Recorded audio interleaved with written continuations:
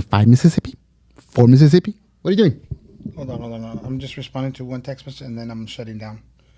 Put on D&D. She needs to access this stuff. I said she's never alone enough time to. I'm not super concerned. It makes sense that Ashley.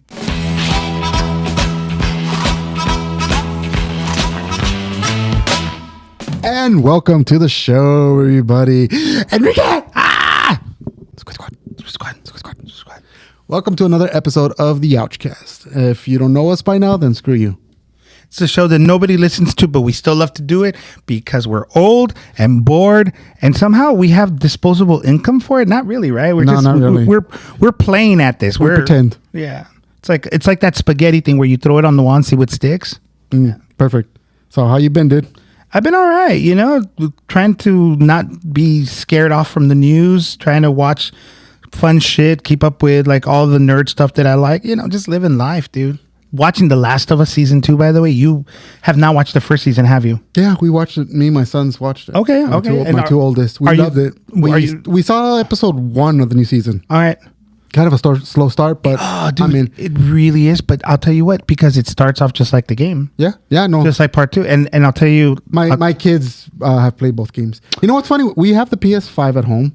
Yeah. And the only game that I've played on there is Stray. The one where you're the little orange cat. Yeah. Only game I've played on there. Fun game, by the way. Fun game. They have the Spider-Man games, the Miles Morales games. They have Mortal Kombat 1, which was a huge letdown. They have the 2 Last of Us episodes, the things, and some other games. But to be honest, I feel like I feel kind of bad, like hogging their PlayStation. Sure. So I'm like, just leave it. So here's I'm the opposite. Okay, so whenever my kid comes from Mexico, I got 2 kids, right? And my older one, he doesn't play video games. It's like he's like literally like he's like the vengeance of the universe on me for loving video games as a kid. He rejects them. Although when he was younger, he played all of them. I loved it. But at some point, he just decides he doesn't like games, so he doesn't play them. Weird. My younger one, though, is just like me. He loves games. He comes over, though, every now and then from Mexico. He will be here this summer, which I'm excited about because I'm going to fly out and get him and bring him back. But here's the thing. Whenever he watches me play my PS5, he asks, "Can I play that game?" I'm like, "No, you're too young." And like part of me feels guilty because he doesn't touch my PS5. I mean, he does when I'm not around. He might I think he downloaded there was this one game, I forget what it was called, but it's where you're like on an island and you're eating like you're it's almost like Pokemon where you're capturing these it's food, like these food-based critters, and when you eat them your body becomes like part of that. It's weird. It's a weird game. He loved it for a while. But he doesn't play it now, and all he does is play the Nintendo Switch, which is fine. So I don't feel that guilty, but I feel a little guilty because he wants to play Helldivers 2. He watches me play all the time. Dad, can I play that game too? I'm like, yeah, someday, kid, someday. Yeah. You remember back in the days, well, not me, but my friends told me stories, and even my wife, maybe, I don't know if you have the same experience, but when either... wife? What's that? Well, not that experience. No, I mean about the childhood, which is... You had either younger relatives or younger siblings. I had younger relatives. Right. And they would come over and you'd be playing your Nintendo. They're like, "Can I play too?" And you're like, "Yeah, sure." And you give them the second controller, but you don't plug it in. Yeah. Oh, yeah. I've done that. Yeah. My wife told me she used to do that to her brother, Eric, all the time. Man, your wife is cool. She knows what's up. Yeah, no, she's addicted to video games. Yeah, that's good. That's good. Yeah. Yeah, and I did that to, I also did it to my younger kid, like where he wanted to play. I would end up just like giving him the controls. So he's pretending like he's playing, and I'd be playing, but then he'd realize and he'd get mad. He'd be like, "Oh, why doesn't it go left? Where?" And I'm like, "Oh, I don't know." And then he finally realized, so he takes the control from me. It was funny. That's hilarious. He realized it. It's like you're watching your kids get smarter by trial and tribulations. Yeah. I never did it to my kids. I let them play. I let them learn. And big mistake because Isaac could kick my ass on almost any video now. Michael's getting there, but those are the only 2. And then Luna. Actually, Luna's really good at Fortnite. Oh, yeah? She's really good. I'm kind of shocked. I'm like, dude. And it's like, well, yeah, she's obsessive like her mother, like when it comes to video games. I have tried playing Fortnite. I have an account. I take my laptop into the classroom. Now I use it just strictly for work, but I used to let some of the kids play it. my classroom changed over the years, where before I used to have kids who had what's called emotional disorder. So these kids, by all accounts, are, they're typically developing, or neurotypical, in the sense that they don't have like the autistic traits, they don't have intellectual disability traits, they have like more emotional traits, like they dysregulated, they get angry. But one of the incentives I used was playing video games. I would always take in my Nintendo Switch, I would take the Wii, just a bunch of different games and rotate them around. But one of the more popular things I had for two of my students was my laptop. I had the Alienware, the one that I had before the current one I have. And dude, they played Minecraft on it, Battlefield not 1942, sorry, not 2042. Oh gosh, which one was Battlefield 4, I think, and it was really the more modern one. It was great. Yeah. So they used to play that, and then of course Fortnite and Roblox. And so I'd watch them play, and I thought, oh, that looks like fun, but I couldn't get into it. I could not get into Fortnite, and now it's just so big and weird. I don't know. You play it, don't you? I play it all the time. It's one of the 2 games that I play. Actually, I have 3 games in rotation all the time. All right. Red Dead Redemption 2 online, and Minecraft, and Fortnite. Why don't I play games with you, dude? I don't know. That's weird. We got to fix that, Angel. Like, I mean, I'm not kidding. Like, I really want to do that. We're friends on Switch. We are? We've never played. We're friends on the Meta Quest. Never played on the Meta Quest. Damn. We're terrible friends. I'm a terrible friend. I'm actually really bad. Friends. But here's the thing, and maybe people out there can relate to this. Like, in our age, dude, it's hard making new friends, and then it's also hard keeping the friends you have, because it requires a certain amount of commitment to things such as texting, hanging out, being nice. And I have no patience for that. And I'm telling you, like, dude, I should reach out more for that sort of thing, and I don't. And man, I hate, like, right now when I think about it, it's like, damn, what missed opportunities, dude? Because I could be playing Fortnite with you, Minecraft. I've been playing Red Dead Redemption online. Now, here's the thing: I have not played Red Dead Redemption online, but I've always wanted to. It looks like a lot of fun. I've never played it. You've missed its golden era. That's what I understand. I don't know why Rockstar abandoned that game, because it's fucking perfection. It's like it's a wonderful thing. All right. But they abandoned it completely. They decided to just regurgitate Grand Theft Auto 5 for like the millionth time instead. I guess cheaper, but I don't know. But it was a great game at one point. It's very Zen like. You could go fishing, and it's like realistic fishing. You can go to go hunting, and you can get bears and raccoons and all this stuff, and turkeys and whatnot. And you could also do trading. You could do some bootlegging, and it's a great game. It really is. I have a complaint. Sorry, is that you cannot have more than one character per account. So my guy's pretty high up, but I've been wanting to I'm like, oh, let me try to make a girl so I can do the gender, and I can wear the dresses instead or something. And right. I can't do it. Or I can't I'm going to be a black guy. I can't do it. I wanted to do a Native American. Okay. But I can't. I'm stuck with the one account. And my guy is so high up that if I were to make another character, they delete your character, and then you have to start all over from scratch. Oh, that's odd, man. So that sucks, because I have a great camp. I have a great underground bar. And I just don't want to, and all these great suits and stuff. Plus, I have 100 gold, which is their premium that you can't buy no more, the premium money. Okay. Because that's been discontinued. That's weird. So it feels like, I don't know, for political reasons, they stopped. Well, they were probably gutting into their Grand Theft Auto funds, yeah. And not to mention, you'd have to separate the teams, and keeping both of those and keep them top tier quality. At some point, one was going to lag, so better just to discontinue one. Not to mention, since 2022, they've been working, I mean, even longer than that, on Grand Theft Auto 6, which you've seen the new trailer, right? The trailer just dropped yesterday. Yeah, and so, the hype Tuesday. is up high. Sorry, Tuesday. So it makes sense to me that they would have to, sunlight one of them, because it's going to eat into the quality of the current cash cow, which is Grand Theft Auto 5 online. Yeah. And then, now they're also going to have to start ramping up for the new iteration. I'm almost certain that when Grand Theft Auto 6 comes out, their online stuff won't be super robust. They're probably going to for Grand release Theft Auto it. 5? Yeah, 6 for Grand Theft Auto 6. Slowly. I'm sure there will be some online portion, because you kind of have to. But my guess is that the more robust stuff will come out a year later, and then over time. I have a feeling they're going to go the approach of Minecraft, which is basically just keep the Grand Theft Auto online that's on now and just integrate Grand Theft Auto 6 into it somehow. Okay. Maybe changing the engine like a season. I can't imagine that working though. Considering I can't either. If you looked at Grand Theft Auto, like, okay, I'm gonna have to admit that I haven't sat down and watched the full trailer.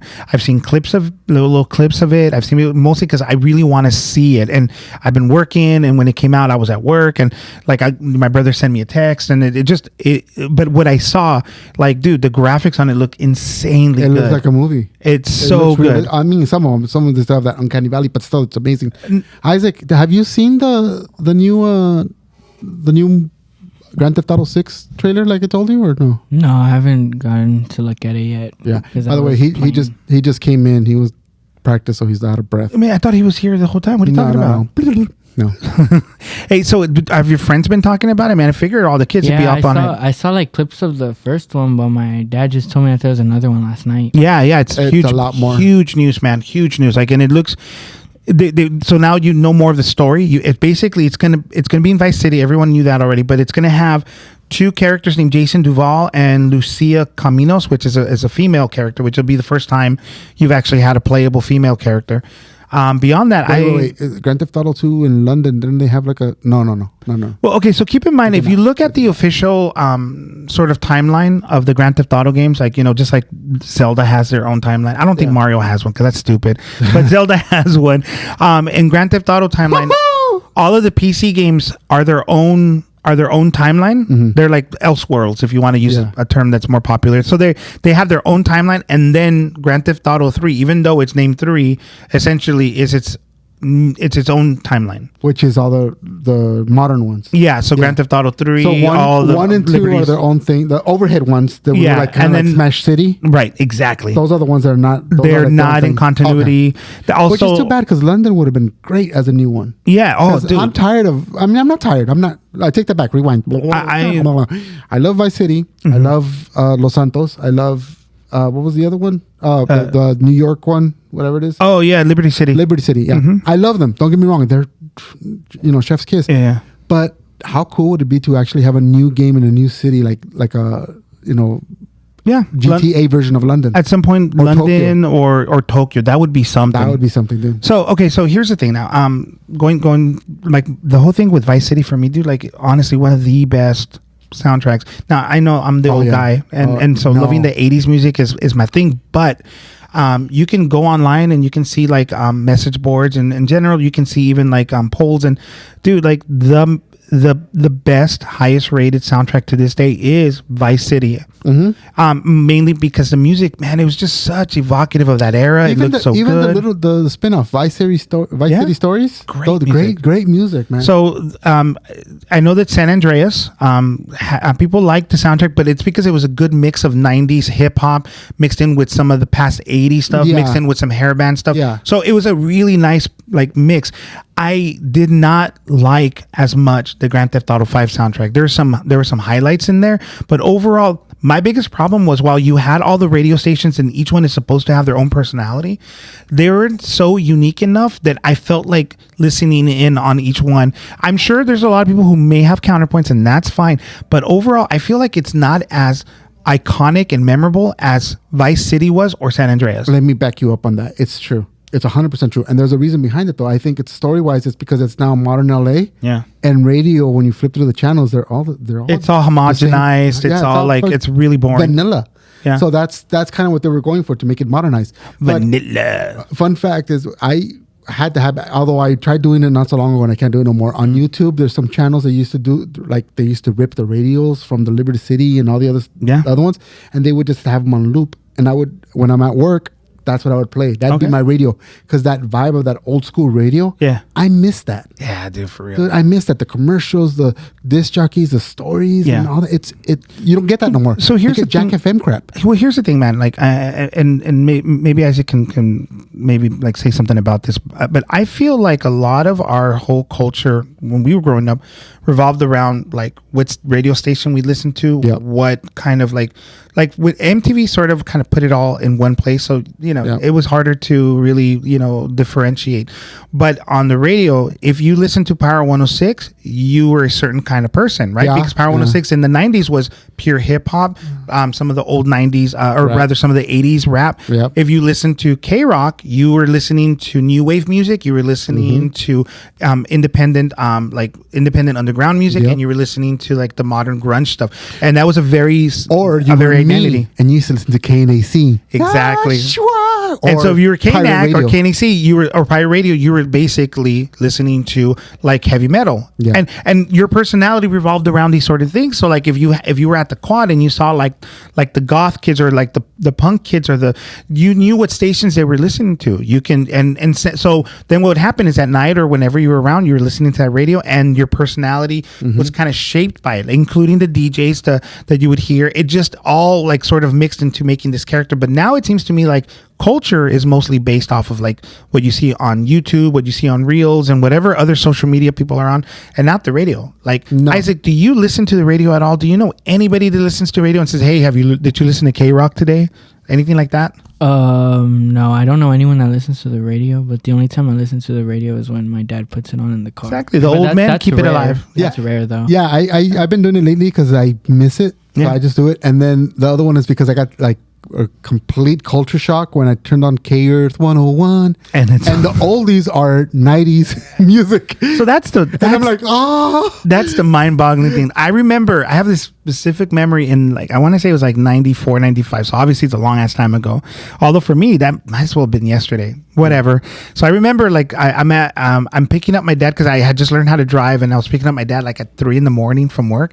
And I put on K-Earth and friggin' Frankie, was it Frankie Valli? No, the Venus, if you will. Oh, Frankie Avalon. Yeah, that was on friggin' K-Earth 101. And then after that was like breaking up is hard to do. All like what we call oldies, that's what we think about. Little sister, don't you? There it is. But No, that's now, K-Earth like 101, and I'm sure across America, any like oldie station is like listening to like 80s, late 80s, Do you remember the time and early when 90s we hip fell hop. in love? That's the stuff. So that's weird on to there. me, man. It's so strange. It's not oldies, but I guess it is. Or I just and Nothing Compares to You by Sinead O'Connor is like that's not old or Yeah. it's just strange. So circling back to like Jessica. Grand Theft Auto like 5 in terms of its soundtrack, one of the things that I loved was I would always listen to Chakra Attack. Do you remember? It was one of the talk radio stations, and I'm trying to remember what the comedian's name. He's the guy that comes out in Curb Your Enthusiasm. JB Smooth, I think. It's JB Smith. And dude, he is like chef's kiss, like top tier, hilarious, with like stream of conscious jokes, dude. If you listen to Chakra Attack, dude, it's just like funny after funny comments. He keeps on like he plays like this new age yoga like master, but he's a hip hop guy. So dude, it's hilarious. So he's like he goes, you gotta own that out of your soul. You gotta own that soul. He goes, I see a little soul on you there, and he's like flirting with the girl. It's so creepy and funny, and dude, I still listen to that. Yeah, I'm telling you on YouTube if you can find them. But lately they've been cracking down on them with the AIs and stuff. So there's a lot of them that have been like just muted. You could still see the video that they have, but it's muted. It sucks. But you know what? The thing is, speaking of Grand Theft Auto, I love playing the game, the story mode. Do not like playing online because they don't let you play. They just attack everyone like crazy, like it's a battle royale kind of thing. And I don't really like that. I like it where I want to be able to do stuff and live like kind of like second life, you know, like I be able to like enjoy myself. I've always said I would like to have a Grand Theft Auto mode where you play like a civilian. So none of the crime sprees, none of that. I want to be able to buy a little shop, like stock it, run it, go home to my apartment, decorate my apartment however I want, you know, give it a blank slate and be able to put like buy a chair, go to their version of IKEA and things like that. I would enjoy a game like that. Yeah. Where you can just do that. Well, kind of like Sims. the thing, if you remember, the promise of online, like kind of virtual worlds, like I don't think we've fully met them yet. There was a little while where, do you remember we had what was it called, Second Life? Second Life, and Second Life had like kind of it had like a lot of variation where you essentially just were living a life, and people would create hubs, and you sort of join them, and those hubs were like places where you can role play different type of things. Yeah, I know, like on Grand Theft Auto Online, there's people who like role play being cops and robbers. Yeah. So essentially, you got people walking around, and they have laws, they have like beats that they have to run. It's just crazy, dude. There's also some people that actually role play as press. Really? So they go around and they're just taking pictures of people. Seriously, that's what they do. It's pretty hilarious. So that's kind of fun, I guess. Yeah. But I just wish it was more like it was more part of the game. Like, I wish I could be a cop in the game. That'd be great. Catching people breaking the law. That'd be fun. Breaking the law. Okay, so Liberty City. So radio. Beyond Grand Theft Auto 6 and stuff, like, dude, currently I am like super like excited about Fantastic Four, and I know we were talking about this off air, but I know I heard that Isaac and you went to go watch Thunderbolts, and you guys were kind of mad about it. We all did. The whole family. We went to a Capitan Theatre. What a great experience! It must have been, at least the theater, right? Yeah, we love going to Capitan. That's our spot Expensive? to go to. $160. Yeah, which was not bad But for all of us. For the whole snacks or clan? just the ticket? Just the tickets. Just the tickets. For snacks, I think I spent like another $80. Man, your dad loves. But I got an That's some awesome money. But I got this awesome El Capitan Mickey Mouse tin popcorn bucket. Yeah. But I told the guys, them, no one's using this. It's in my room. That one's in my room because I have a collection that whenever we go, I get like tin buckets and stuff. Have you seen that meme of it's from Mortal Kombat? It's Shao Tsung, like the actor holding the Liu Kang's cousin Your soul by is the hair, mine, yeah. and he's like pointing because it says your soul is mine, but the heading says me showing my cousin all the toys they cannot fucking touch. Yeah. Yeah, I saw that one. It's like that one and that one. Yeah, it's true. So I have that one in my room along with the Buzz Lightyear cup holder and my Thor Mjolnir cup holder as well. I have them in my room. I got them all at Capitan. But it was, like I said, I know he always makes fun of me for that, but I was let down about the movie. Like, I didn't think it was great. It was like, okay. Like, my wife was like, oh my God, I loved it. It's the best movie and all that. I didn't think it was that great. So here's the thing. Honestly, it was just that part in New York. When they get to New York, it kind of falls down. Comes out, it's too rushed. Yeah. And there's not enough like fighting. There's not enough anything after that. Sentry becoming void and all that. There was no action. There was a bit of promise there, and then they rushed it. I 100% agree with you, Isaac. Here's the thing. I liked the movie, and I'll tell you why I liked it in a bit. But that just to skip to that part, I felt like it was next to Superman, Man of Steel, which I love that movie, and I used to have like arguments with my buddy Lewis because he didn't like it, and I felt like it was a really good movie. But we can argue about that later. Check real quick. I'm gonna say something that's gonna make me vomit inside, which is I agree with Lewis. You guys suck balls. Okay, go ahead. Continue. Anyways, dude, I loved how they depicted his super strength, his abilities. I genuinely felt like he was a threat. He's the first time since Thanos that I felt like there was a genuine threat. I mean, I guess you can sort of say, what's his name from Guardians? For the first Guardians of the movie, the purple guy played by I forgot the actor's name, but Ronan the Conqueror, Ronan or whatever. Like, not since Thanos did I feel a character was really OP and could pose a danger. Like him fighting, like the Thunderbolts. Like I genuinely felt scared for them. And mind you, we've been trained by The Boys, the TV series, because now we know like a really Superman OP powered guy can eviscerate any of those people with a slight punch, and what he was doing to those characters should have destroyed them completely. So I know in my mind that they have to hold back because otherwise they can't kill off these characters. But let me just give a little spoiler in the comic books. When Sentry when he's about to become Void, because he has like kind of like a bipolar kind of mentality kind of thing, and he becomes the Void, which is that black one. He goes up against Hercules of the comics, right? Okay. He actually just like nothing, paper shreds Hercules, and they show it in the comics where you just see like. Was it like the Ultimate series? So like where there was a little bit more? Yeah, I believe so. But sometimes, yeah. But it looks so intense, and I'm thinking, Hercules was just shown in Thor: Love and Thunder. No, I'm kidding. No, maybe they'll kill him. MCU was not going to. So okay, so the reason that I like Thunderbolts was because I felt like it was. The scale was much smaller initially, and I appreciated that it was very character driven. I felt like each character, at least the ones that mattered, were given enough time to sort of breathe. We already know Bucky, so we don't need to know too much about him. Yeah. But it was interesting to see him be who he is.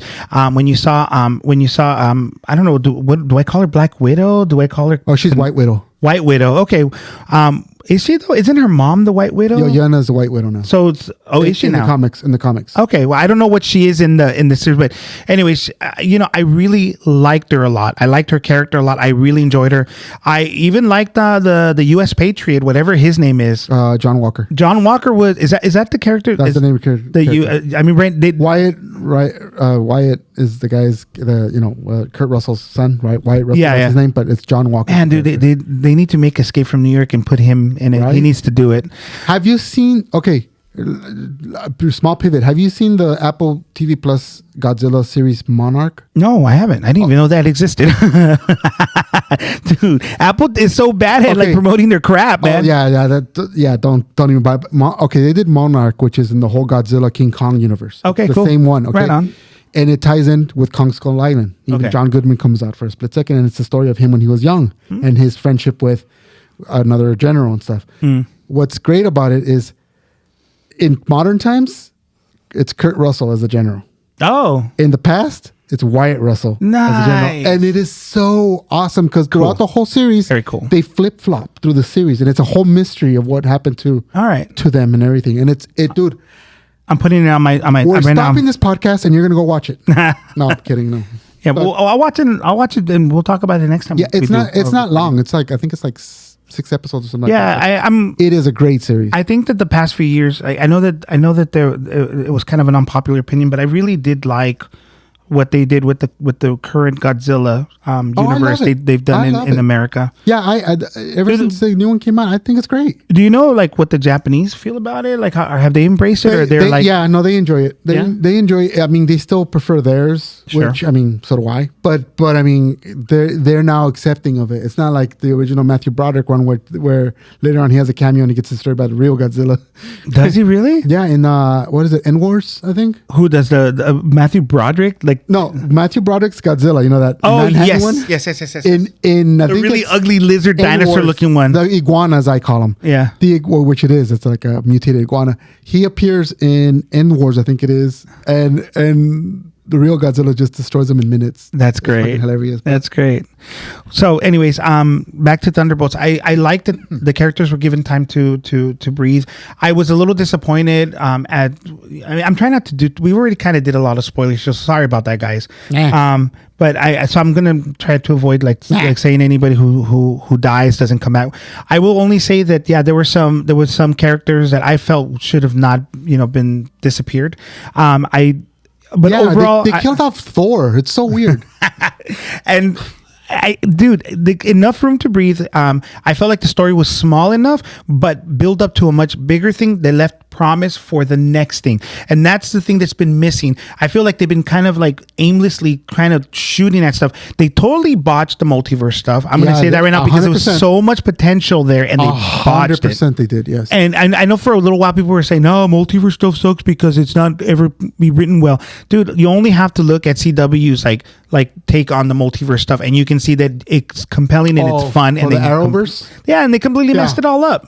They messed it all up on Marvel and whatever. Marvel, not Arrowverse. Arrowverse did it pretty decent. No, they did it great. Yeah. I'm sorry. And then Crisis on Infinite Earths was amazing. I didn't watch the whole series because I haven't finished Arrow and I didn't want to get spoilers, but I did watch enough where I'm like, oh, that's great. Yeah, the casting is amazing and the little cameos are great. On the small scale that they could do things, I mean... No, I think they...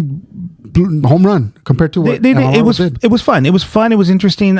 You got a lot of fan servicey stuff. Obviously, there's things that you wish they could have done, but due to contractual constraints. Well, I think it's a financial constraint as well, and I think that's what made them so creative because of the fact that they couldn't do a lot with what they had. Yeah. They had to get creative, and I think that's what the problem with Marvel is. Marvel has like bottomless pits of money, so for them it was kind of like we want Patrick Stewart back. Okay, you know what? I'm gonna say something right here. Unpopular opinion, because you know me, dude. Like I'm so anti like current administration stuff. There's a lot of things, but I'm gonna be open minded when certain things come out that I kind of pique my interest and I have some hope on. Like right now, I hate that the tariffs are being put on Hollywood movies that they can't leave. I hate it, but at the same time, what you just said right now makes some sense in terms when creativity is coming from a hungry space. You become more creative. You start to become more ingenious about how you present your ideas. I feel like a big problem. It's even happening in the video game space. There was a thing where I read where why do like someone like EA. Like they have to shut down all these projects and they have tons of money and tons of resources, and yet they're shutting down little studios that they have. They're canceling projects. The reason why is because they have too much money and they have way too much risk that they become risk adverse. Yeah. But when you're a small, hungry studio, you get creative, and it's the reason why like a 3, 5, 30-man team can create some of the more amazing games that have come out now that are like not at all AAA titles, but look and play like they could be. I agree. Well, in the movie space, I feel like this tariff thing that's happening with Hollywood, if it goes through and if it continues on, it's going to force Hollywood to become a little bit more creative in certain things. And maybe, just maybe, and I could be wrong about this, but just maybe it might force them to start taking more risk on certain movies. Let me piggyback on your story, on your idea. Yes, I do agree, but it's going to be very difficult to enforce because, like I've mentioned before. Okay, so you have an American movie studio, right? Yeah. They hire a Mexican director. Okay. And then the production company is Canadian, but in order to shoot the scene in Stonehenge, you have to go to the UK. What category does that fall into? Oh wow. Is it an American one still, or is it now an international? And then now what? Well, the question is who's funding it? Is it being funded by American money? It's American money, but let's say the financial insurance has to go through a French company. Huh. That's usually the case in Hollywood. That sounds messy. The thing is, Hollywood itself as a business is a conglomerate of international studios now. Okay. There's no such thing as homegrown. There isn't. There isn't a full American-made movie. There's not. The seed gets started here most of the time, but you get from Australia, New Zealand, Canada, UK, sometimes Spain, sometimes Mexico, as though not as much anymore. But it takes from everywhere. They get what the best that they can, and that's the way it works. So there is no true American-based movie studio. Sorry. All right. So that's the problem that I find with the tariff. I hate to say with Donald Trump, like, agree with him, but I mean the intention is good. It's just he's such a moron that he can't figure that part out. Well, I mean, I think there's the smallest fraction of nationalism in me really does want movies to stay here and be made. I mean, ideally, being made here in California would be great. I would love, just for historical purposes, to have Hollywood back to its limelight. I mean, come on, dude. I love Hollywood. It's my favorite place of LA is Hollywood. But the last couple times we've gone, it's not. Oh, Hollywood. It's nasty. Dead. The streets are all screwed up. There's bums all over the place. Yeah. There smells like urine everywhere, dude. No, that's just you. And then the historical part of it is like gone. What did I do to you? Now they have lofts. You made Hollywood go away. I'm gonna stab you with my anal warts. That's what that is. Anal, okay, bro. Anyway. Okay, whatever. Anyway, so that's my take on it. But you're right. I wish that the movies were to come back here. But you know what? The way to do that is forget the tariffs. Forget all that crap. Yeah. Give them the tax incentive. Start cutting all those fees that now Hollywood is trying to mooch off of studios. Yeah. If they cut all that off, the movie studios, if you build it, you'll come. Yeah. They'll come back here, dude. They go to Canada, they go to Georgia, and because they get tons of tax credits, and if they made it more lucrative to stay in one place, that's where they're gonna go. I'm tired of seeing movies based in New York, and I'm looking at Vancouver. Tired of it. Yeah, it's pretty sad. Or how about, I mean, even though they film here in LA, some of the shows where they supposedly it's New York, and it's either the back lot in Universal Studios or that little stretch on Grand Avenue over in LA, and it's like, I mean, it only kind of little bit resembles like what maybe a little thing in New York might look like. That happens all the time. Well, Ghostbusters did that. Oh yeah, Ghostbusters did that. They shot a bunch of stuff here in LA and they said it was New York. But the movie that always for me always makes me laugh is Cloverleaf. Cloverleaf for me, I think I mentioned it already on the podcast, is that they're doing the whole thing and I got to go find my girlfriend. Cloverleaf or Cloverfield? Is it Cloverleaf or Cloverfield? Cloverfield. I'm sorry. Now you did it. Wow. Brain. It can happen. Brain power. Okay, so Cloverfield. They have to go get the girlfriend downtown of Manhattan, and he has to go through the whole thing to get her, even though whatever. So they arrive to the lobby of this skyscraper of the lofts, and they run in. When they run in and they cut to the next scene of them running inside the lobby, that looked oddly familiar to me. And they run in, and I'm looking like, I know exactly what lobby that is. That is the lobby of 1100 Wilshire Boulevard. That's a building that I was obsessed with, that I wanted to buy a loft in because it's a gorgeous building. And I know that because I walked that lobby like 3-4 times looking at apartments there or lofts there. Right. And when I saw that, I just couldn't stop laughing because I'm like, dude, that's, the suspension of disbelief is gone when you know like the back of your hand where they're shooting and they're telling you this is New York, see? Like, no, it's not. It's Wilshire Boulevard, dude. I can see the hot dog guy outside that I always go to.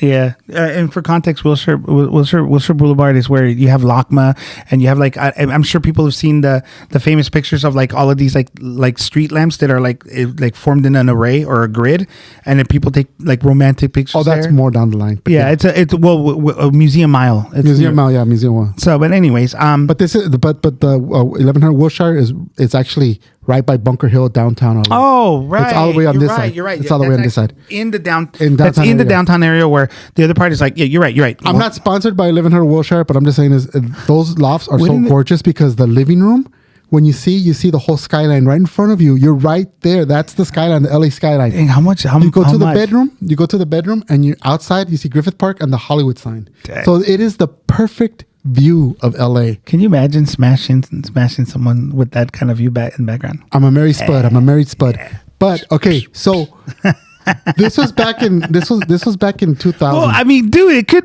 Okay, you know what? I'm not gonna say. I'm gonna shush.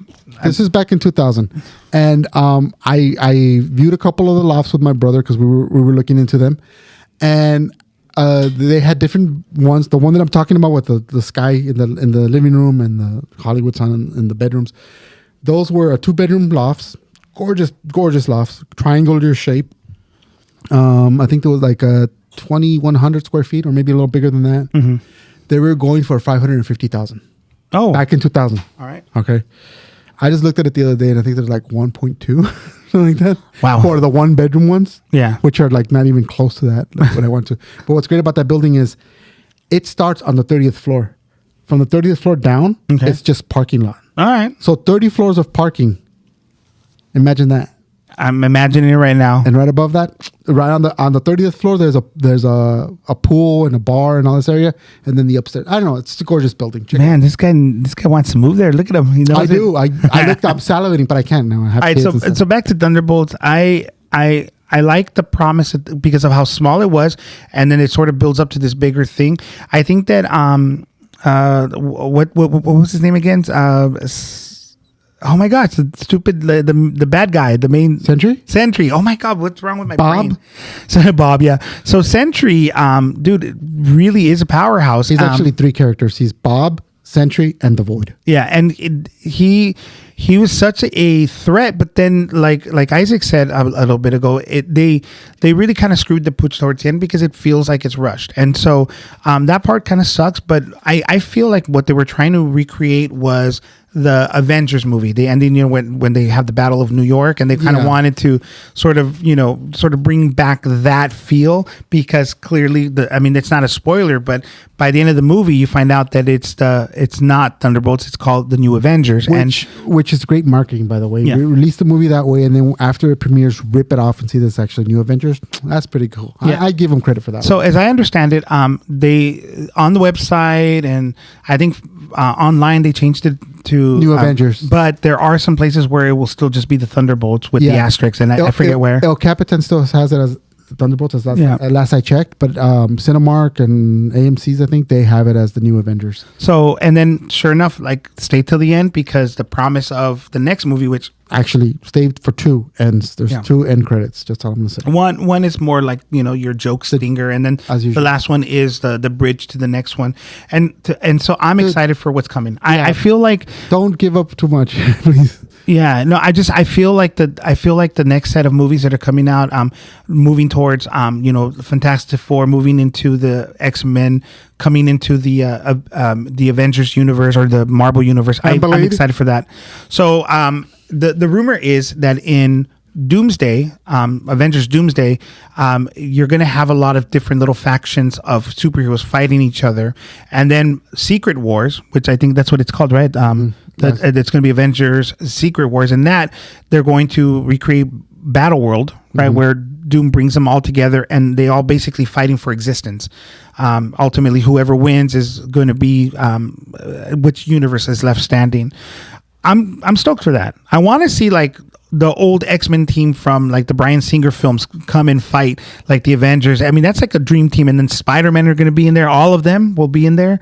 I'm sure there's going to be some surprises. I'm really excited about that, man. I think that's going to be a lot of fun. Yeah, I'm in. I'm in like Flynn, dude. I'm ready. I'm ready for Fantastic Four. I'm excited for that. Yeah, we're going to see it at the El Capitan.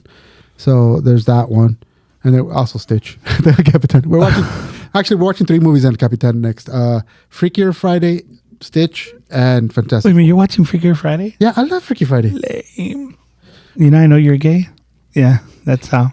You know how I know you're gay? Freakier Friday, dude. What is that about? And what's it going to be about? How are they going back? How are they dipping their toes into that pool again?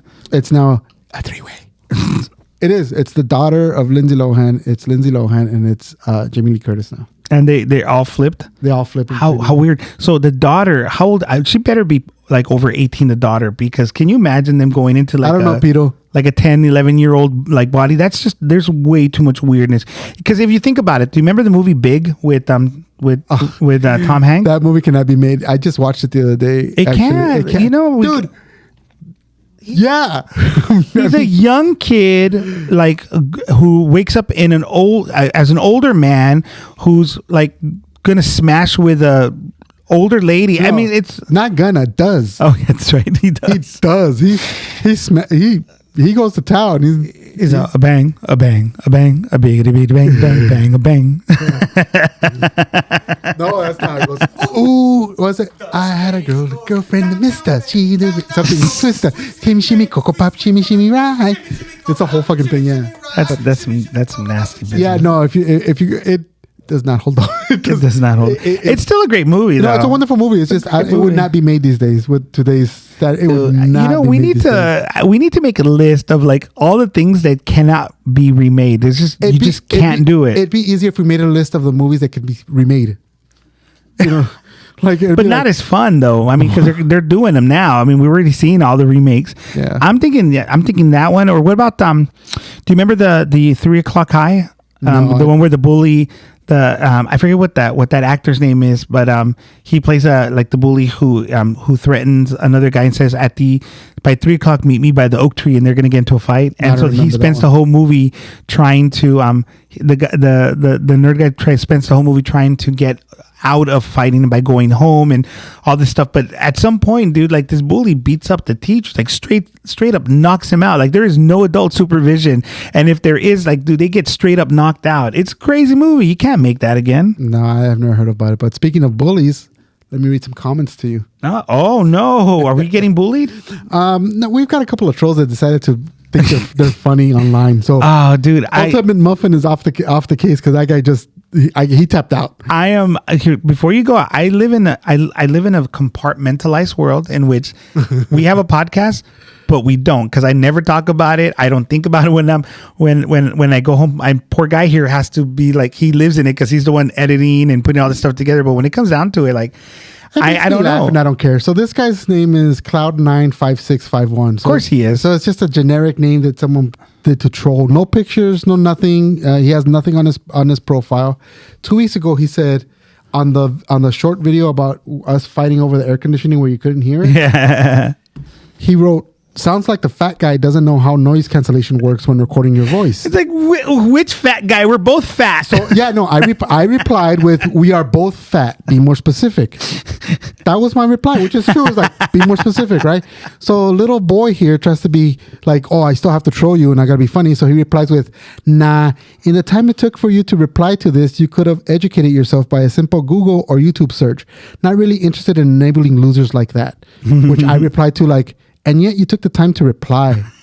Cool story, bro. So, which is true. It's like, it's a simple question I'm asking. He just got mad. You could tell he got mad that I did not get mad at his comment. Yeah. I said, be more specific. We're both fat. And he's like, nah, go look it up. Okay, cool story, dude. Yeah. I think that he was directing that comment at me because I mean, on one hand, I play up a little for the sake of like the conversation, but I mean, I was really like, I was thinking about like, well, how does Angel, remove the sound? And I think the comment that I made online was something along the lines like, oh, you can remove the sound from the background. Yeah, it was just sounds like if I'm like completely, utterly ignorant to the fact that there is noise canceling. I mean, come on, I take airplanes and I have like these headphones that if you push the button, it instantly goes whoop and you can. Oh, hold on. In your defense, though, morons like this don't know sarcasm. They don't understand sarcasm, Yeah. They're too busy being incels or whatever the fuck they're doing. Yeah. So we got another one, though. Oh. 11 days ago. Oh. Someone named Pantstain. Pantstain. I love the name, dude. I love the name. Said, imagine being that dumb. That was his comment. Well, let me help you out. Let's see. I was that dumb. I think I did all right, though. I mean, it doesn't change my world in any real big way. No. You're not heartbroken? No. Well, like I was trying to say earlier, like, dude, like, I remember how amazed I was. I have these really they used to be really expensive Bose headphones. They're the Quiet Comfort, and they're the older models because they still have a wire. But it's cool because it's modular. You can take off the clip and you can buy this little Bluetooth thing that's aftermarket and pop it in, and it turns it into Bluetooth headphones. I love them, but they take a little battery, so they have to replace it every now and then. So obviously not super modern with lithium rechargeable batteries now pre-installed.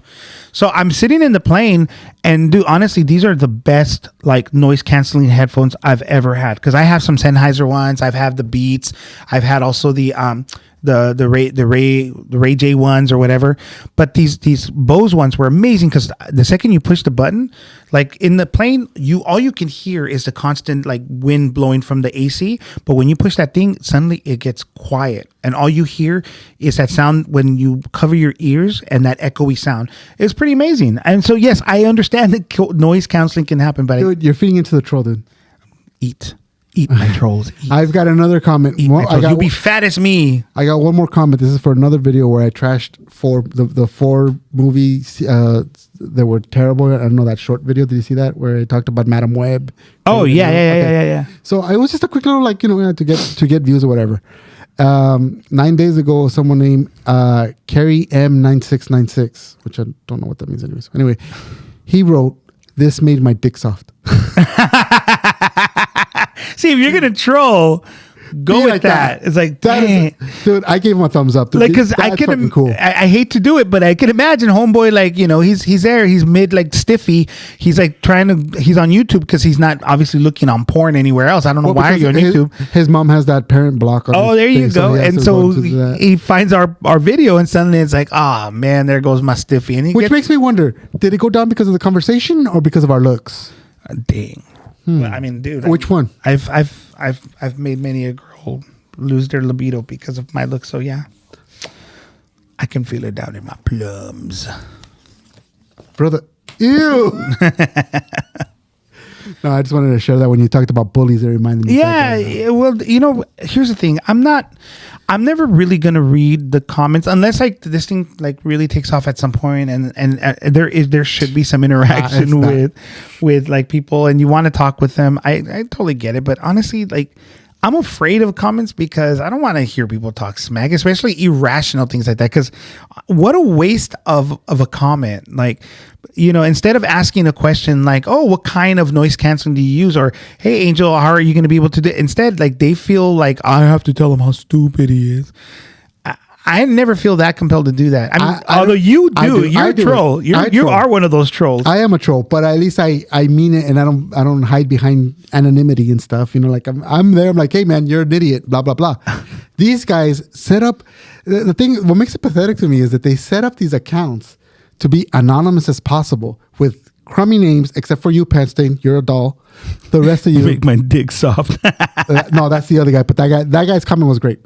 But it's just other there is just to troll because they just have pathetic lives. I get it. I used to be pathetic too. I mean, I still am, but now it's different kind of pathetic. And it's just sad. It really is.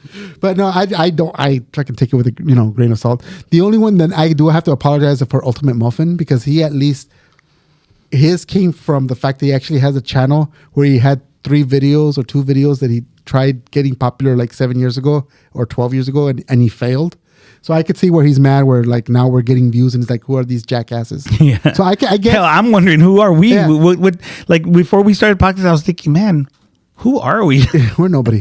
So no, I do apologize for Ultimate Muffin, because I feel bad now because you're rejected and you got nowhere. But the other trolls, they're just funny to me because it's like Ultimate Muffin.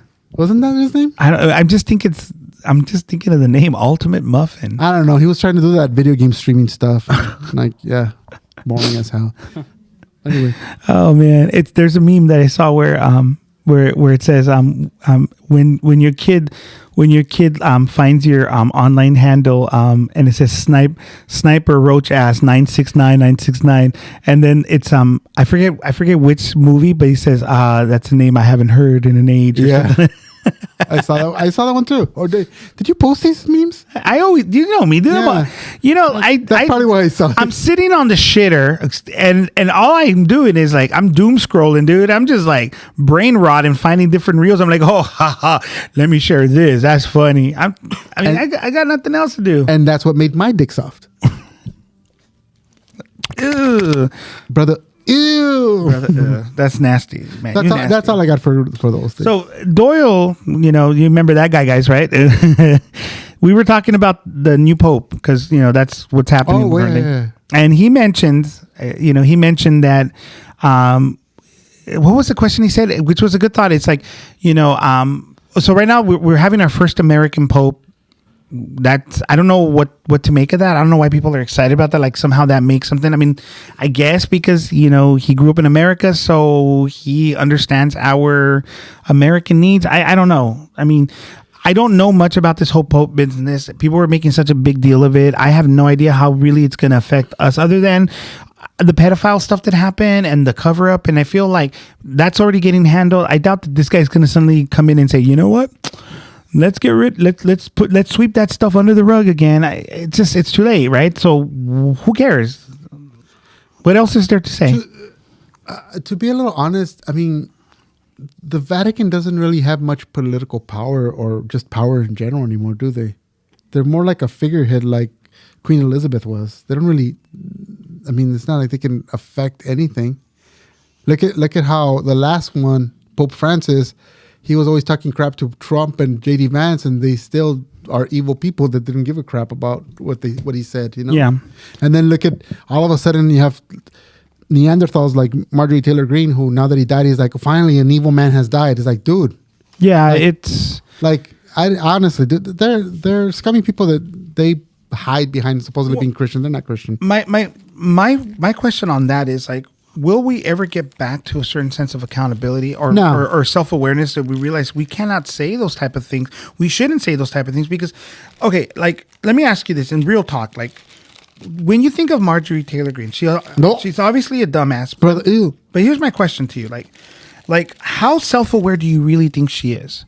And how much of what she does is really like a trick? I'm not saying that she's playing at being a bad woman. She clearly is a bad woman. If you can do that with a straight face and go out there and do it, obviously you're a bad person. But what I'm saying is, how self-aware is she that she needs to up her ante? So she says stuff like that, not because she truly believes that the guy was an evil guy, but she knows that it's going to play well for her, for like the base that she's. I think she's a big believer of no publicity is bad publicity. Yeah. That's the thing. And also, she looks in the mirror every day and she goes, "That's what I look like. Ew, there is no God." So that probably fuels her fire. Well, like, wasn't her husband the guy that Yeah, with said something about like Zelensky's like, you know, why doesn't he wear a suit? Don't you own a suit? no, that's not that. That wasn't that. Isn't that? Yeah, I think that's her husband. No. Is that her new husband? Did she get remarried? Because I don't know. Her Let's find her old husband was actually just on the news on online because there were some Muslim girls at a mall in Georgia who were praying, and he pulled up and he's like, "Don't do that here. This is America. We don't want your kind here." And started being very like Muslim phobe and berating these poor girls who were just minding their own business. Then he apologized, but it was a half-ass apology just because he wanted to save face. It got really bad. Fun fact, though, that guy is the ex-husband for Marjorie Taylor Greene because that skank cheated on him. I don't know how. I don't know who would do her the favor, but cheated on him. And then, he found out and he was the laughing stock and he had to get a divorce. So, so sad. They were married into 2022. And they had, Perry Green, he's the guy. Perry Green. Yeah, he's the guy that... Porno Perry Green. Yeah, he's the one that it says ex-husband pays... he pays hefty settlement to Muslim college students he publicly harassed. That one. So the students said that they would donate the substantial settlement money from Perry Green to their local mosque. So great. So Perry Mosque is supporting like a Muslim mosque. That's what he's doing. It says here the ex-husband of Georgia Representative Marjorie Taylor Greene has reached a settlement with 3 Muslim women who verbally harassed in March. On Monday, April 14th, local news outlets in Georgia reported that Greene paid $75,000 to the group of college students, which they said would be donated to their local mosque. The incident that led to a settlement occurred on March 31st when the women were praying in a mall parking structure in Alpharetta, Georgia. Mm-hmm. In the new viral video, Perry can be seen driving a Tesla Cybertruck, of course, and holding up to the women. Like, dude, is the Tesla Cybertruck like the new douchebag car? Like, yeah, it's the new Prius. Oh yeah. Oh shoot. Do you remember like in South by? Where, like the people who smell their farts. Yeah. Okay. So he tells up and he says, "Where are you from? Where are y'all from?" Perry demands before telling the women that they are worshiping a false god. Y'all want to do all kinds of crazy shit. He continued before following the women with his car as they walked towards the mall. He goes, "It did very long in the moment, like it just wouldn't stop." And he's like a dick, dude. Like he's like, "Come at me, bitch." Yeah. So there you go. Yeah. But wait a minute. So which was the guy who? It was a congressman. Yeah, but it was another congressman. Let's find out. It's not Marjorie Taylor Greene's. But anyways, it doesn't matter because it's funny because he complains about him, but Elon Musk goes around with his stupid wannabe meme jokes on T-shirts, and then no one tells him where's his suit. Or Kid Rock shows up in his clown outfit, Evel Knievel wannabe. No one says nothing about his suits. It's so funny. It's so pathetic, really. It is. They're pathetic. What did you find? It's so funny. Okay, so just for I've been digging like this whole like integrated AI stuff into Google because you can ask it like any question and then it'll give you like a serious AI overview answer. I'm sure you guys, I love it. So I asked it, who said that thing about the suit to Zelensky? That's my question to Google. And then it says, it seems that there's a misunderstanding. There isn't a widely known or significant statement about a suit made by anyone directly to President Zelensky. The term suit in this context could be referring to his clothing choice during a particular event or meeting, or it could be a misunderstanding of a comment made about his leadership style or image. See, that's dude, AI Google is like freaking like, it's sassing me. No, it's not that it's sassing you. It's the issue that they're having now where it's they're really censoring anything anti-Trump. It says here, check it out. It says here, and this is AI Google still saying it, to clarify, could you provide more context about the comment or event that you were referring to? No, knowing the specific details would help determine who made the statement and what it meant. No, it's funny because like I'm a very anti-Trump and I bash and I do things all the time. Now, when I put on Instagram and I put a story and I put some context like, proof that Trump is a traitor or should be considered a traitor, and I hit and send, it'll stop me from sending it and tell me, are you sure you want to post this? Other people have been reporting this and getting in trouble. And it's like, dude, I don't think I'm insulting. I'm just stating that I think he's a traitor. How is that going to be something that's negative? You know what I mean? And I've noticed a lot of that. If I ever say anything that goes negative against Trump, then all of a sudden it gives me that little warning. Are you sure? The other funny one that I brought up, did you see my post about the Robin Hood, the Russell Crowe movie Robin Hood that happened? No. Okay, so I saw online someone mentioned this. They said that there's an opening scroll scene in Robin Hood, the 2019 Ridley Scott film with Russell Crowe. In the beginning, it says, in times of when tyranny is in charge, I'm gonna whatever. But anyway, there's a whole thing about being anti-tyranny, where the poor man will rise up and the thief will help bring back the whole thing. Amazon Prime censored it. I took video of it. See, this is where the wording would be. You see that right there? That's where the wording would be. They censored it for a whole minute of the podcast. I mean, for the podcast of the movie, it's just this blank screen. You're like, what's going on? When you look it up, it says, oh, here it is. See, this is what it's supposed to look like. I don't know if you can see it. See, that's what it's supposed to look like. And the quote is, in times of tyranny and injustice, when law oppresses the people, the outlaw takes his place in history. And now our story begins. That's the quote from the movie. Why is it being censored? Yeah, why is it? That seems such a like innocuous thing. I don't understand. I mean, the only thing is, it's obvious. Bezos and all these other, cyber moguls or whatever, they're all kissing the Trump hand because they don't want to get in trouble. So someone in his administration saw this and they made them erase it. So it's erased on Robinhood. Yikes, that's so stupid. I don't. Who in their right mind would watch Robin Hood nowadays in that large numbers and then think like, oh, this is a threat to our current way of like. But the thing is, these morons, it's because they don't understand how the Barbra Streisand effect works. You know, like the Barbra Streisand effect is totally going to go into effect with this. What is the Barbra Streisand effect? Okay, what is that? The Barbra Streisand effect is when there's a little gnat in here that keeps bugging me. The Barbra Streisand effect is it's the theory or the what do you call it? Help me out here. I'm blanking out the whatever. Anyways, it's the theory where the more you try to hide something or the more you try to oppress something, the more focus you're gonna bring on it. And it comes from the fact that when Google Earth started and all that, Barbra Streisand did not want her house to appear on it. So she went to Google or whoever it was, or MapQuest or whoever it was, and forced them legally to blur her house. Okay. Causing people to go, why is that house blurred? And then the story started coming out, oh, that's where Barbra Streisand lives. So it's kind of one of those things like, okay, Barbra Streisand tried to have anonymity and like, don't show my house, but by blocking it, now everyone knows where she lives.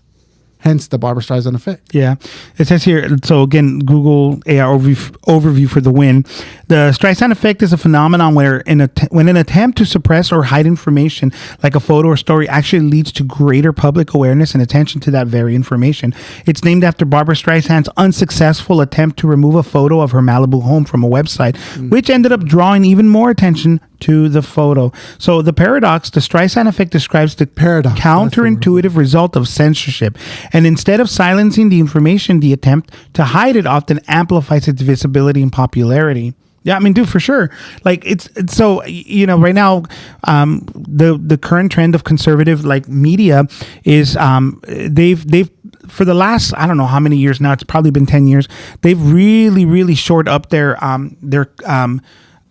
hold on the pop culture and the zeitgeist and sort of like fear mongering that they've learned how to bring attention to things by talking about censorship and just getting people more curious about it.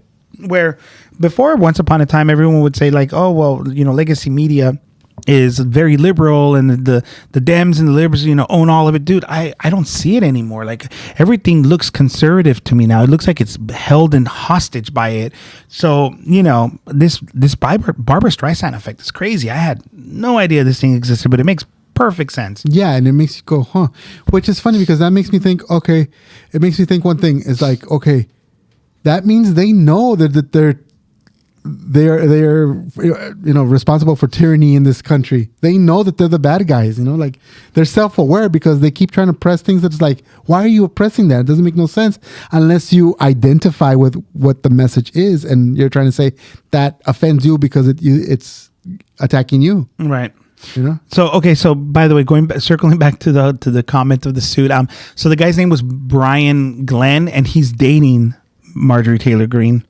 So he's not married to her. He's the current, like, I don't know, pillow that she's resting her nasty head on. Ew. Yeah, brother. Ew. Brother, ew. Yeah, for real. What's his name? Brian Glenn. Hey, Brian. Blink once if you're hostage. The guy's a douchebag, dude. Yeah.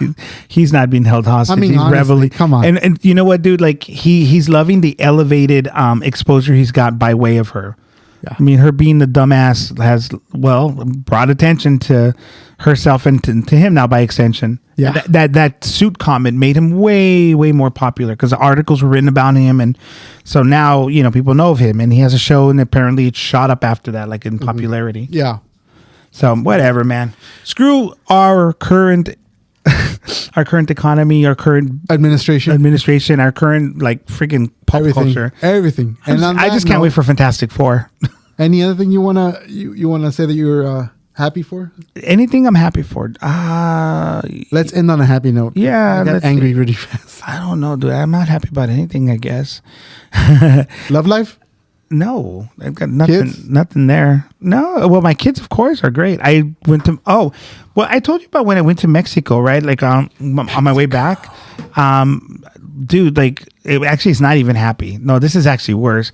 So in Mexico, right now with migration going on, there's a hyper awareness now. Even if you have your passport and you're going to Mexico, on both sides, the Mexican government has upped, I guess, how much you pay, like as a tourist. Before, right. There were some ways for you to end up not having to pay, but now they force you to go into the website and sign a paper, and then of course you have to pay I don't know what the good for them English name is, but it's the Anduana or something like that. And I mean, you've always had to pay something, but now it seems like it's more. Yeah. On this end, when you come back, like let's say you're flying in through LAX, you go down through the U.S. Customs.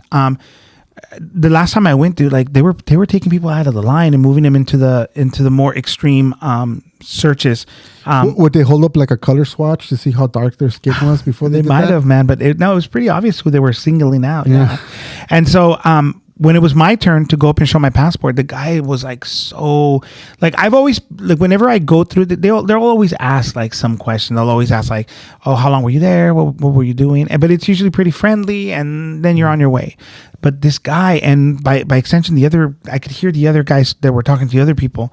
They were much more aggressive. They're asking, like, the guy kept on cutting me off. He goes, where are you coming from? I'm like, Mexico. Well, how long were you there?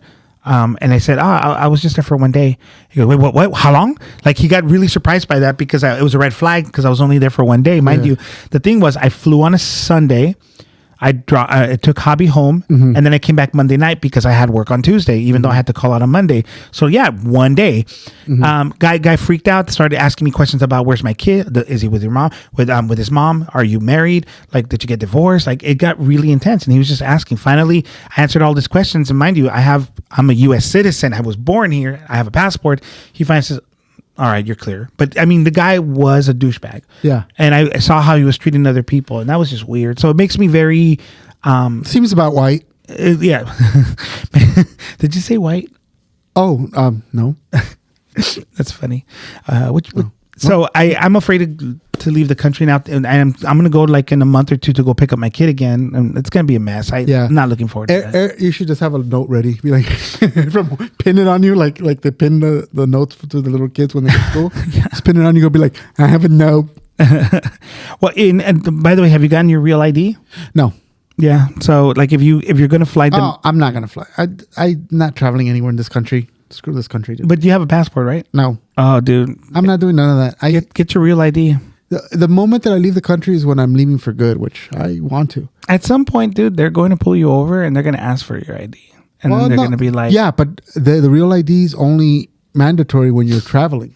Like on airplanes or trains and stuff like that. And I don't do any of that because I have a family of 6, dude. Everything cost me $2,000 to move 2 miles. But don't you get the impression right now that like everything is sort of like they greased it up so much so that people could cross the line? I mean, it just seems like that. Oh, it's everyone's crossing the line. Even if I get the real idea, they're going to cross the line because of the color of my skin, because my last name is Latin. Well, when you have a president like literally saying, "I don't know if I have to defend the Constitution," I mean, it's literally in his oath of office. Yeah, he said it. Yeah, he says, will you defend, the Constitution from enemies, foreign and domestic? I mean, it's right in your oath. And when you're asked, like, do you need to defend the Constitution? I don't know. I got really smart lawyers who tell me, it's like, what? Dude, like, come on. You ask any little kid, hey, do you need to defend your oath? They probably can guess correctly. But that guy is a douchebag. So we're unfortunately, a lot of people have been giving the green light to be douchey. Yeah. And that's what I experienced at the U.S. Customs. It was real douchey. The guy it was unpleasant, unnecessarily so. Yeah. And a little power trip with a little dick. So it's fine. And unfortunately, I know some people that were pulled out of line, and who knows what happened to them in terms of where they turned back. So some people's like, this guy deciding to be a douchebag for a moment. I can laugh about it, but in reality, some people's days were ruined. Their trip was ruined because whatever. I can imagine. Kind of messy. Yeah. Racism. Blah. Racism. Bad. And I was trying to end the show on a good note. Good note. Well, sure. Have you played Silent Hill 2 yet? Because I just recently finally played it, and I've been wanting to buy it for Isaac so he can play it on PS5. But no, we haven't gotten it yet. Have you, Isaac? Have you played any Resident Evil games at all? Resident Evil or Silent Hill? I'm sorry, Silent Hill. Sorry, Silent Hill. He has not. Yeah, I have. I played like a short. Oh, free one. Yeah. The free one was that. Oh yeah, that was the one that was released last year, right? Yeah, the one about suicide. Yeah, how was that? Suicide. That one was pretty good actually. I thought it was gonna be like really short, but it was like it was long enough to be fun. So okay, it's called Silent Hill, but how is it connected to Silent Hill? He doesn't know the lore of Silent Hill. No, but no, being fresh off it, is there any reference to Silent Hill within the game? Do they talk about the town? Is there like some do they go does she live in Silent Hill? Do you know, or from what you remember? I think it might take place there, but I'm not sure. Okay.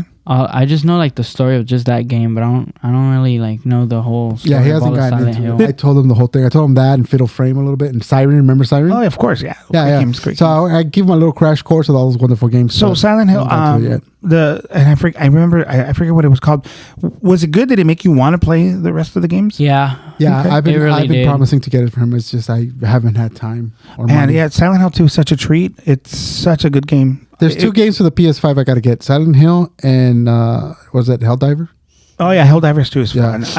You need to jump on that because you're at the right time where like you're gonna have a lot of fun building up your character but it's such an easy game. Like the thing that I love about Helldivers, and I think I've said it before, I just like how simple it is to just turn on. Like I play for 30-40 minutes and then I'm done. Yeah. Like it's not like where Call of Duty you have to like wrestle with the stupid, very counterintuitive interface and find a lobby and maybe find people to play with, and it just be like you'll get like a few solid maybe 30 minutes of gameplay, but you're gonna get your ass handed to you because everyone cheats or you're just not really good at it. It's too much of a chore. Yeah. Helldivers 2, on the other hand, dude, is just crazy, dude, because like you're such an overpowered soldier because you have all of these stratagems that you can use. They're basically like you can just call them like shortcuts to like dropping ordnance on different bugs. Dude, you feel like super powerful even though you get your ass handed to you, but it's a fun game. Play it. If you got it, dude, I'm going to get it. My other son wants that one too. So I'm like, okay, I got to get around to it. It's just I haven't had money, bills, and all that crap. Yeah. So Did you go see Return of the Sith in the big screen? No. Revenge of the Sith. No. Revenge of the Sith. Return of the Jedi is the other one. Whatever. No, what? I said what I said. And I'm not the Star Wars guy. Said. I know.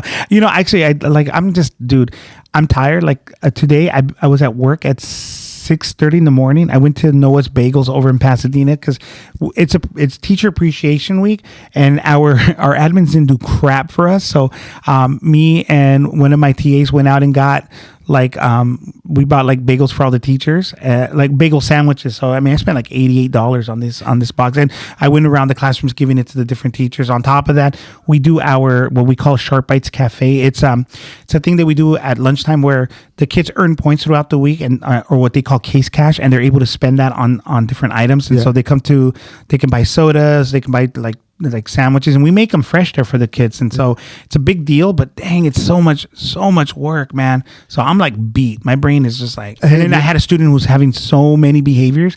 It was a long day. Maybe administration didn't do anything for you guys because they're like too busy keeping the lights on and keeping the Trump administration away from you guys. Probably. So they're probably just like all stressed out. You guys got your jobs. Leave me alone. I don't know that I want to give them that much credit. I could be wrong. Tomorrow they're probably going to do something nice for us. Who knows? But as of right now, it kind of sucks. I mean, hey man, as long as they show me the money at the end of the year, I need that raise. They better give me some of them ducats because I need it. They'll give you a raise, all right? Right? In the cojones. And on that note, thank you for joining us on this episode.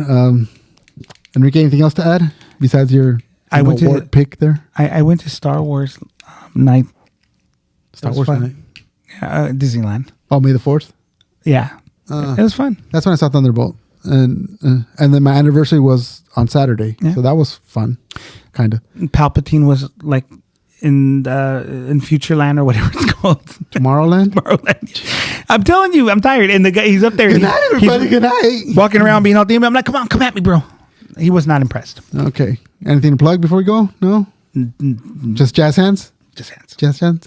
Just hands. And remember, never make eye contact while eating a banana. Peace, hair grease, and all of that jazz.